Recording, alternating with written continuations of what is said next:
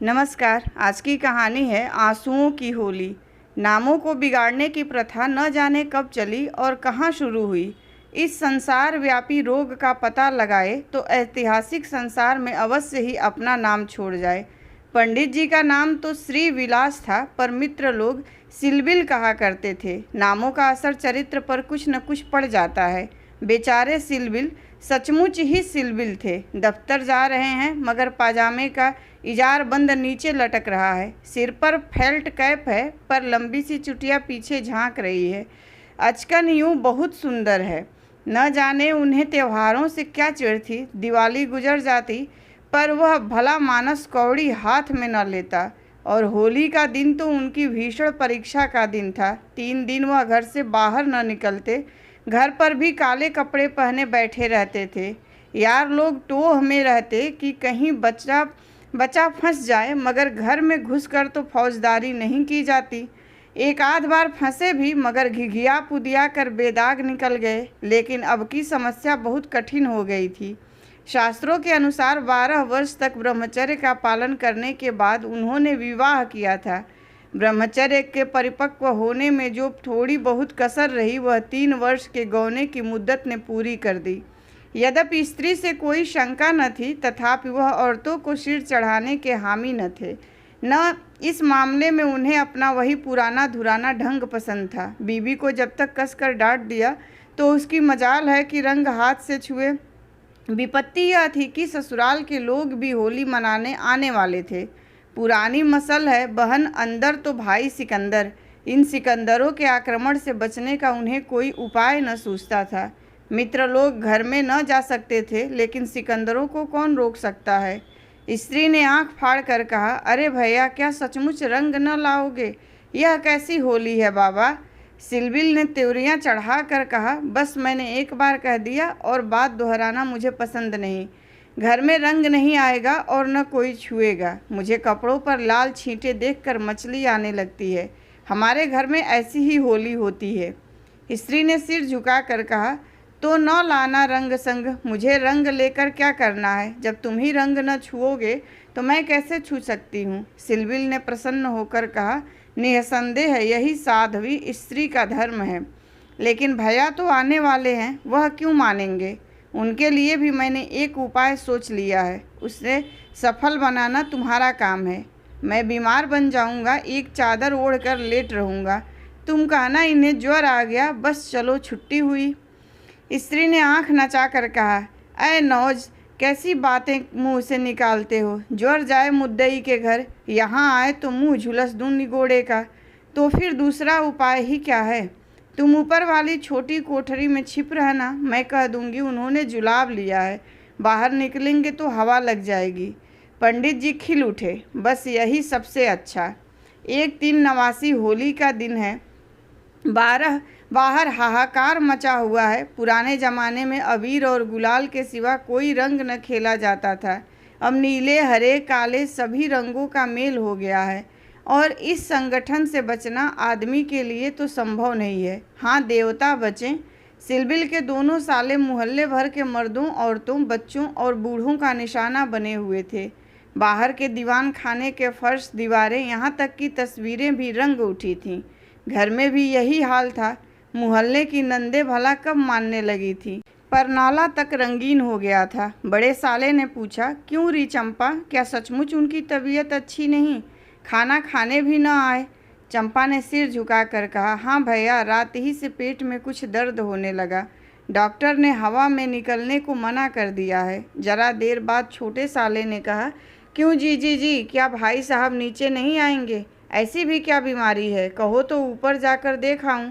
चंपा ने उसका हाथ पकड़कर कहा, नहीं, ऊपर मत जाइयो, वह रंग वंग न खेलेंगे। डॉक्टर ने हवा में निकलने को मना कर दिया है। दोनों भाई हाथ मलकर रह गए। सहसा छोटे भाई को एक बात सूझी, जीजा जी के कपड़ों के साथ तो क्यों न होली खेलें? वे तो नहीं बीमार हैं। बड़े भाई के मन में यह बात बैठ गई। बहन बेचारी अब क्या करती? सिकंदरों ने कुंजियां उसके हाथ से ली और सिलबिल के सारे कपड़े निकाल कर रंग डाले, रुमाल तक न छोड़ा। जब चंपा ने उन कपड़ों को आंगन में अलगनी पर सूखने को डाल दिया तो ऐसा जान पड़ा मानो किसी रंगरेज ने ब्याह के जोड़े रंगे हों। सिलबिल ऊपर बैठे बैठे यह तमाशा देख रहे थे, पर जबान न खोलते थे। छाती पर सांप सा लौट रहा था। सारे कपड़े खराब हो गए, दफ्तर जाने को भी कुछ न बचा। इन दुष्टों को मेरे कपड़ों से न जाने क्या बैर था। घर में नाना प्रकार के स्वादिष्ट व्यंजन बन रहे थे। मोहल्ले की एक ब्राह्मणी के साथ चंपा भी जुटी हुई थी। दोनों भाई और कई अन्य सज्जन आंगन में भोजन करने बैठे तो बड़े साले ने चंपा से पूछा, कुछ उनके लिए भी खिचड़ी विचड़ी बनाई है? पूरियां तो बेचारे आज खा न सकेंगे। चंपा ने कहा, अभी तो नहीं बनाई, अब बना लूँगी। वाह रे तेरी अक्ल, अभी तक तुझे इतनी फिक्र नहीं कि वह बेचारे खाएंगे क्या? तू तो इतनी लापरवाह कभी न थी। जा निकाल ला जल्दी से चावल और मूंग की दाल। लीजिए, खिचड़ी पकने लगी। इधर मित्रों ने भोजन करना शुरू किया। सिलबिल ऊपर बैठे अपनी किस्मत को रो रहे थे। उन्हें इस सारी विपत्ति का एक ही कारण मालूम होता था, विवाह। चंपा न आती तो ये साले क्यों आते, कपड़े क्यों खराब होते, होली के दिन मूंग की खिचड़ी क्यों खाने को मिलती। मगर अब पछताने से क्या होता है। जितनी देर में लोगों ने भोजन किया उतनी देर में खिचड़ी तैयार हो गई। बड़े साले ने खुद चंपा को ऊपर भेजा कि खिचड़ी की थाली ऊपर दे आए।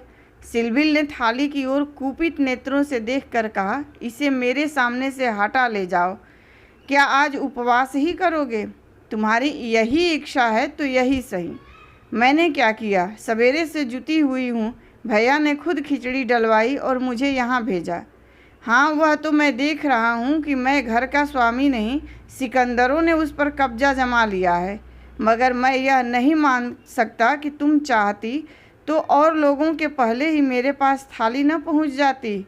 मैं इसे पतिव्रत धर्म के विरुद्ध समझता हूँ, और क्या कहूँ। तुम तो देख रहे थे कि दोनों जने मेरे सिर पर सवार थे। अच्छी दिल लगी है कि और लोग तो समोसे और खस्ते उड़ाएं और मुझे मूंग की खिचड़ी दी जाए। वाह रे नसीब, तुम इसे 2-4 कौर खा लो, मुझे ज्यों ही अवसर मिलेगा दूसरी थाली लाऊंगी। सारे कपड़े रंगवा डाले, दफ्तर कैसे जाऊंगा। यह दिल लगी मुझे जरा भी नहीं भाती। मैं इसे बदमाशी कहता हूँ। तुमने संदूक की कुंजी क्यों दे दी? क्या इतना मैं पूछ सकता हूँ? जबरदस्ती छीन ली, तुमने सुना नहीं? करती क्या? अच्छा, जो हुआ सो हुआ। यह थाली ले जाओ।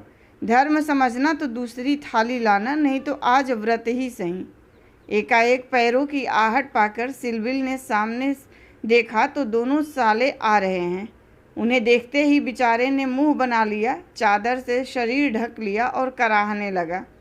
बड़े साले ने कहा, कहिए कैसी तबीयत है, थोड़ी सी खिचड़ी खा लीजिए। सिलबिल ने मुंह बनाकर कहा, अभी तो कुछ खाने की इच्छा नहीं है।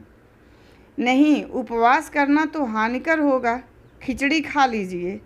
बेचारे सिलबिल ने मन में इन दोनों शैतानों को खूब कोसा और विष की भांति खिचड़ी कंठ के नीचे उतारी।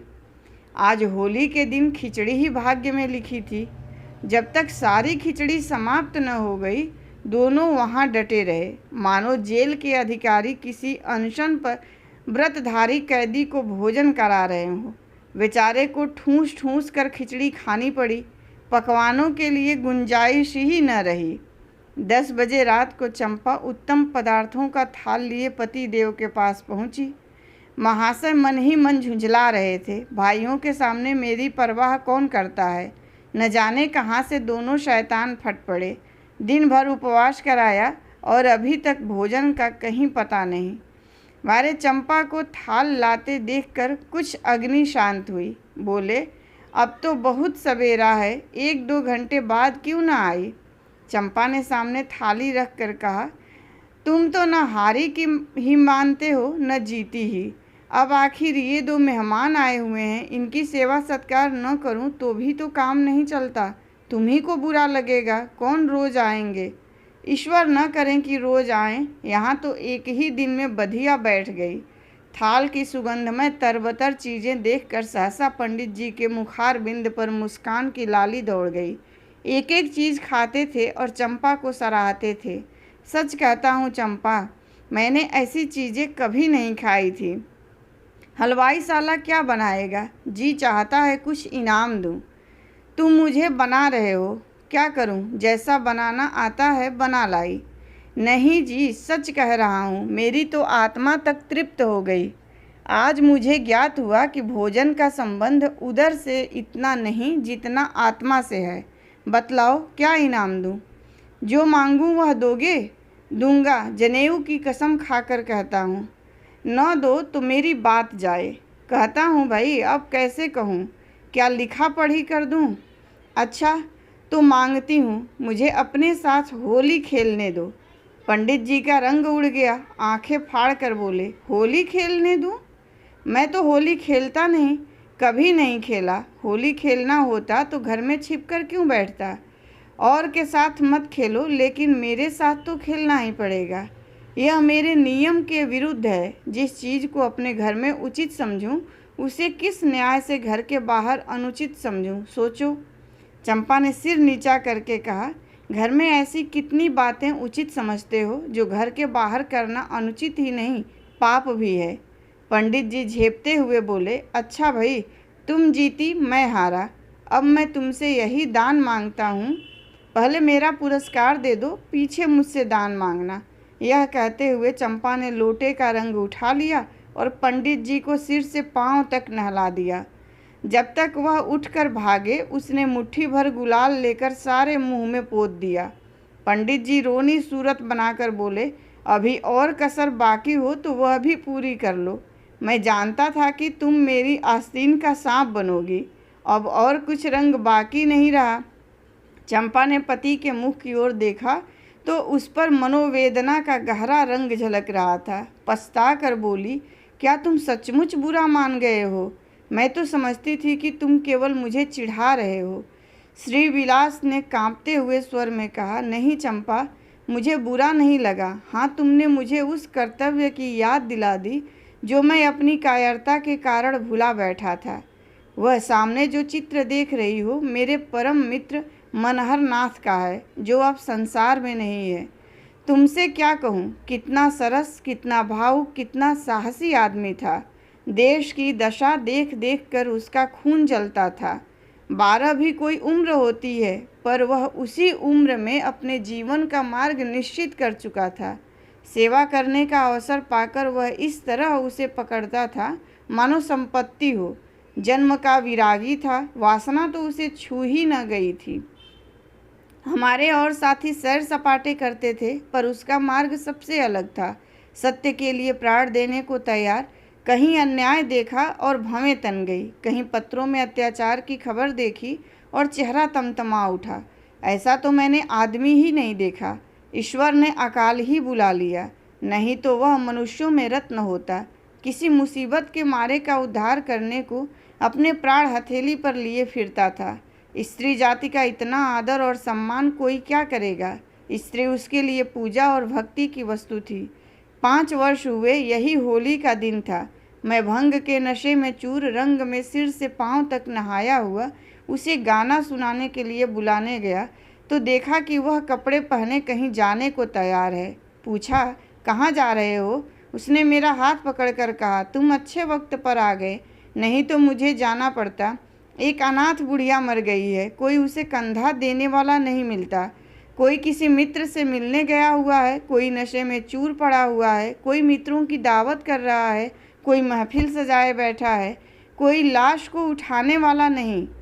ब्राह्मण क्षत्रिय उस चमारिन की लाश कैसे छुएंगे? उनका तो धर्म भ्रष्ट होता है।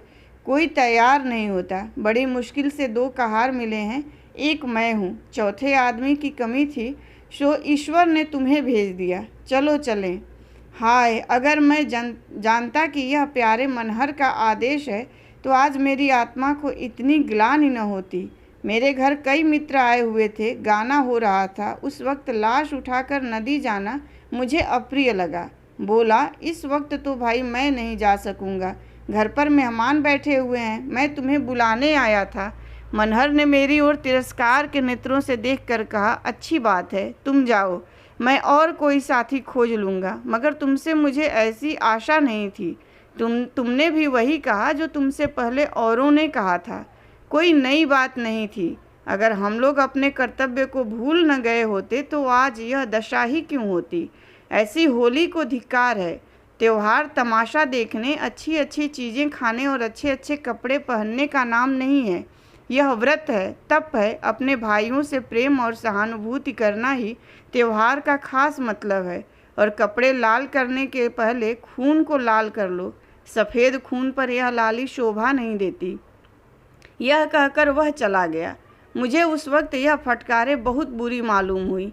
अगर मुझ में वह सेवा भाव न था तो उसे मुझे यूं धिक्कारने का कोई अधिकार न था। घर चला आया, पर ये बातें बराबर मेरे कानों में गूंजती रहीं। होली का सारा मज़ा बिगड़ गया। 1 महीने तक हम दोनों की मुलाकात न हुई। कॉलेज इम्तहान की तैयारी के लिए बंद हो गया था, इसलिए कॉलेज में भी भेंट न होती थी। मुझे कुछ खबर नहीं वह कब और कैसे बीमार पड़ा, कब अपने घर गया। सहसा एक दिन मुझे उसका एक पत्र मिला। हाय, उस पत्र को पढ़कर आज भी छाती फटने लगती है। श्री विलास एक क्षण तक गला रुक जाने के कारण बोल न सके। फिर बोले, किसी दिन तुम्हें फिर दिखाऊंगा। लिखा था, मुझसे आखिरी बार मिल जा, अब शायद इस जीवन में भेंट न हो। खत मेरे हाथ से छूटकर गिर पड़ा। उसका घर मेरठ के ज़िले में था। दूसरी गाड़ी जाने में आधा घंटे की कसर थी। तुरंत चल पड़ा, मगर उसके दर्शन न बधे थे। मेरे पहुंचने से पहले ही वह सिधार चुका था। चंपा, उसके बाद मैंने होली नहीं खेली। होली ही नहीं, और सभी त्योहार छोड़ दिए। ईश्वर ने शायद मुझे क्रिया की शक्ति नहीं दी। अब बहुत चाहता हूँ कि कोई मुझसे सेवा का काम ले। खुद आगे नहीं बढ़ सकता, लेकिन पीछे चलने को तैयार हूँ। पर मुझसे कोई काम लेने वाला भी नहीं। लेकिन आज वह रंग डालकर तुमने मुझे उस धिक्कार की याद दिला दी। ईश्वर मुझे ऐसी शक्ति दे कि मैं मन में ही नहीं, कर्म में भी मनहर बनूं। यह कहते हुए श्री विलास ने तस्तरी से गुलाल निकाला और उसे चित्र पर छिड़क कर प्रणाम किया। धन्यवाद। कहानी पसंद आई हो तो लाइक कीजिए, शेयर कीजिए और ऐसी ही और कहानियों के लिए प्लीज़ मेरे चैनल को सब्सक्राइब कीजिए।